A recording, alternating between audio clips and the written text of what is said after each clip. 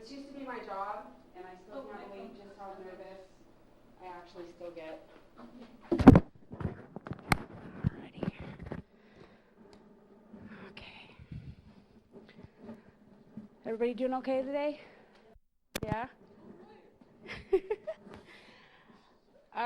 Have any of you ever heard the term girls just don't do that stuff, or heard anybody ever say, I just can't do this? There's no possible way I can do this? Show of hands. It's pretty common to hear that or to say that, right? All right. Well, as a kid growing up, I grew up in a Navy family. And how many of you here grew up in a Navy family or were Navy? So I've got some kin amongst us. My dad was a Navy Seabee. He was also a diver in the Navy. And he went on to build a construction company here in San Diego. I was the inspiration. I don't know how many of you are actually over the age of 30, 35, but I was the inspiration for the tide pool that was built up at the Scripps Institute of Oceanography that was demolished back in the early 90s. Anybody remember that? Not really. I didn't think so. Anyway, my dad got the idea from me when I was about 18 months old. I was pumping a cup up and down in the bathtub, which created a wave motion, which was also the inspiration for the wave motion of the tide pool that he built. So growing up as a child, you can imagine the shadow that I had to live immersed in my entire life. When I was 9 years old, by the way, this is my dad. If I could have let's see if we can get this. This is my dad in Vietnam. This was one of the many projects that he did as a Seabee and also as a diver. Can't really see that. This is when he was developing the Sea Lab, if anybody's heard about the Sea Lab. Sea Lab 3.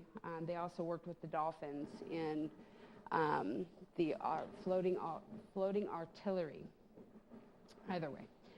When I was 9 years old, we went on a camping trip. My dad had always told me, girls just don't do camping and that kind of thing. Girls are, pretty and play with their Barbies and, the dresses and all that kind of stuff. Not me. We went on a camping trip, and my dad had brought his rifles with him. And I had always wanted to try the rifles, but my mom and dad were both just not really too happy about that. I was the only girl in the family.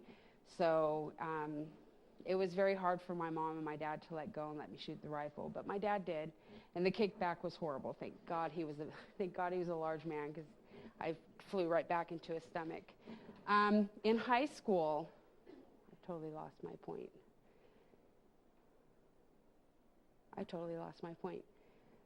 In high school, my parents divorced. My mom moved me to Central California, and she enrolled me in an agricultural school, which is kind of like El Capitan High School out in Lakeside.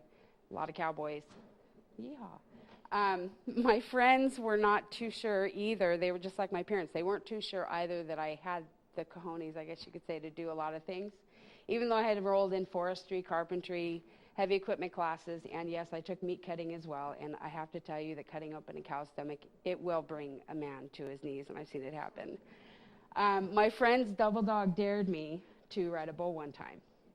And I'm not the kind that takes a dare lightly.